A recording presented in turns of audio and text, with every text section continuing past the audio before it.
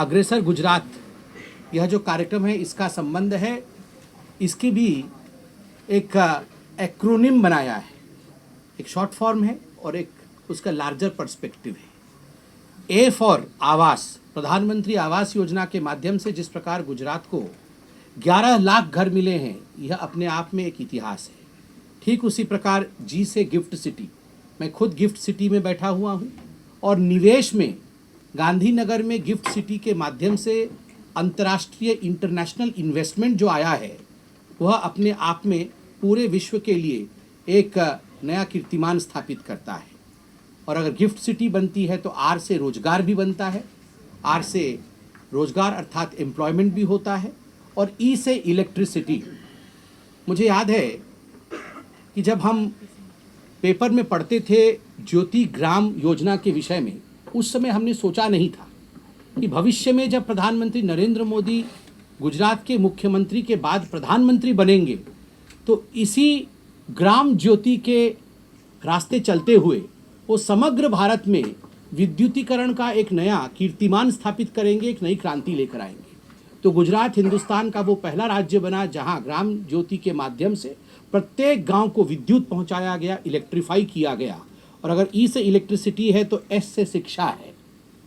स्वाभाविक रूप से जिस गुजरात में पहले कांग्रेस के समय में मात्र 23 इंजीनियरिंग कॉलेज थे, आज गर्व के साथ गुजरात कह सकती है कि नरेंद्र मोदी जी के नेतृत्व के पश्चात आज गुजरात में 133 इंजीनियरिंग कॉलेज है। जिस गुजरात में पहले मात्र 31 प्रोफेशनल कॉलेज थे, आज 503 प्रोफेशनल कॉलेज गुजरात में है। और जिस गुजरात में मात्र 30 पहले आप याद करिए पॉलिक्लिनिक इत्यादि होते थे, उसमें भी बहुत बड़ी वृद्धि हुई है।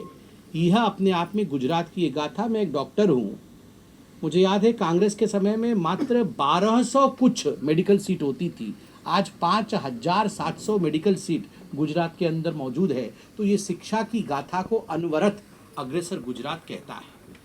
और ए से आयुष्मान भारत, अग्रसर में ए से आयुष्मान भारत, आयुष्मान भारत के माध्यम से 1.48 करोड़ आयुष्मान कार्ड गुजरातियों को दिए गए, जिसमें से 77 लाख लोगों के अकाउंट में डायरेक्टली पैसा गया है, 5 लाख रुपए प्रति वर्ष का, जिससे उनकी चिकित्सा संभव हुई। यह भी अपने आप में किस प्रकार से गरीबों की चिंता नरेंद्र मोदी जी ने, माननीय प्रधानमंत्री जी ने गुजरात में अनवरत किया है, इसकी पटकथा कहती है। और अंत में आर से राशन है। आप याद करिए 2 वर्षों से भी अधिक का समय हो चुका है, आज भी कोरोना से समय से लेकर आज तक जो राशन बांटने का काम 80 करोड़ से अधिक हिंदुस्तानियों को पूरे भारतवर्ष में और लगभग 71 परिवारों को 71 लाख फैमिलीज को, 71 लाख परिवारों को गुजरात में नरेंद्र मोदी जी मुफ्त राशन केंद्र से भेज रहे हैं।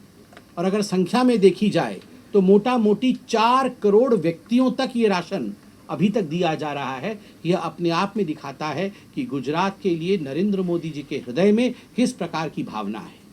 स्वाभाविक रूप से यह गुजरात, जिस गुजरात ने एक ऐसे प्रधानमंत्री को इस पवित्र मिट्टी से भेजा है, द्वारकाधीश जी की मिट्टी से, सोमनाथ जी की मिट्टी से, एक ऐसे प्रधानमंत्री हिंदुस्तान को मिले हैं जिनके रहते हुए नामुमकिन शब्द आज मुमकिन बना है। कभी हमने नहीं सोचा था कि, मैं तो उड़ीसा के एक साधारण गांव से आता हूं, इसलिए मैं तो धन्यवाद करता हूं गुजरात का। मैं राजनीति नहीं करना चाहता हूं, मगर मैं धन्यवाद करता हूं गुजरात का कि ऐसा एक गुजराती व्यक्ति यशस्वी प्रधानमंत्री बनते हैं। जो सर्जिकल स्ट्राइक जिन्होंने किया, भव्य राम मंदिर, शांतिप्रिय तरीके से सबका साथ, सबका विकास, सबका विश्वास, सबके प्रयास के माध्यम से भव्य राम मंदिर का बनना। केवल इतना ही नहीं, आप सोच के देखिए, जीवन काल में हमने कभी नहीं सोचा था अनुच्छेद 370 हट जाएगा। अनुच्छेद 370 का हट जाना, ये सारी चीजें देन है इस पवित्र मिट्टी की।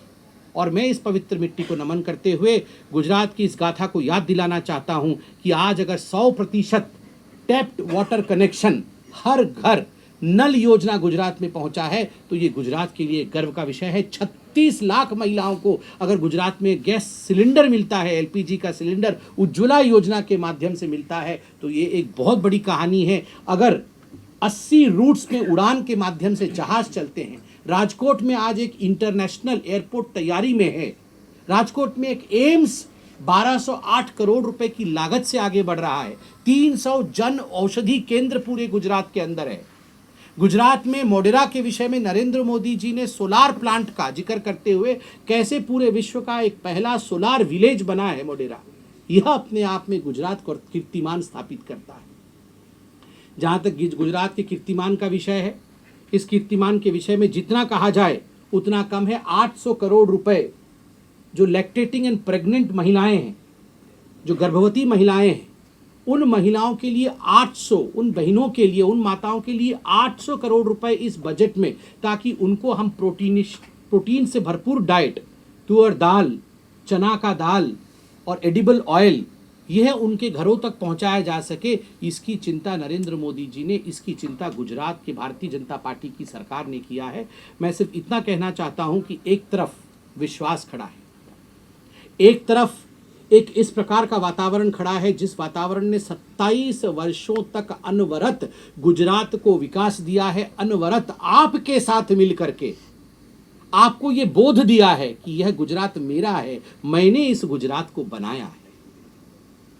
प्रत्येक गुजराती आज इस बात का गर्व करता है कि मैंने इस गुजरात को बनाया है। जो गुजरात आज पूरे हिंदुस्तान और पूरे विश्व में, अमेरिका में भी जाता हूं मैं, तो वहां पर भी कोई ना कोई गुजराती जरूर मिलता है और गर्व के साथ कहता है कि आज की गुजरात बदला हुआ गुजरात है। और जब नरेंद्र मोदी जी कहते हैं मैंने इस गुजरात को बनाया है, यह विश्वास प्रत्येक गुजराती का है कि प्रत्येक गुजराती ने अपना विश्वास एक ऐसी पार्टी में, एक ऐसे व्यक्ति में, एक ऐसे सुपात्र में जताया जिसने कर्ज के साथ उस विश्वास को चुकाया है। आपने विश्वास किया मोदी जी पर और मोदी जी ने कर्ज के साथ हॉस्पिटल, बिजली, पानी, सड़क, ये स्वाभिमान गुजरात का, ये आप सबका देन है। इसलिए उड़ीसा से आकर मैं आप सबको आज नमन करता हूं, धन्यवाद करता हूं। मगर वहीं दूसरी ओर कुछ ऐसी शक्तियां खड़ी हैं जो केवल अपने स्वार्थ के लिए, वो विश्वास के लिए नहीं, वो तोड़ने के लिए है, वो जोड़ने के लिए नहीं। यात्रा तो जोड़ने के नाम से करते हैं किंतु काम तोड़ने वाले करते हैं। कभी भी वो कांग्रेस पार्टी भारत जोड़ ही नहीं सकती है जिस कांग्रेस पार्टी की निवर्तमान अध्यक्षा आदरणीय सोनिया जी ने आतंकवादियों के शव को देख करके 3 दिन तक रोई हो, जिनको नींद नहीं आया हो। ये मैं नहीं कह रहा हूं, ये उस समय के मंत्री, उनके खुद के मंत्री सलमान खुर्शीद ने कहा था उत्तर प्रदेश के चुनाव। वह कांग्रेस पार्टी भारत कभी जोड़ नहीं सकती है जिसको लगता है राम का अस्तित्व ही नहीं है, जिस राम के अस्तित्व को, ऐसा कहने वाली कांग्रेस पार्टी। और अभी कर्नाटक में उनके अध्यक्ष ने जिस प्रकार से हिंदुओं को गाली दी है, यह भी हमने देखा है। वह कांग्रेस पार्टी कभी भी भारतवर्ष को जोड़ नहीं सकती है। जो कांग्रेस पार्टी वैक्सीन, कोविड के वैक्सीन पर राजनीति करती है, वो कभी नहीं जोड़ सकती। तो इस बात में कोई दो मत नहीं है कि गुजरात भारतीय जनता पार्टी के साथ, नरेंद्र मोदी जी के विकास के विचार के साथ संपूर्ण रूप से खड़ी है।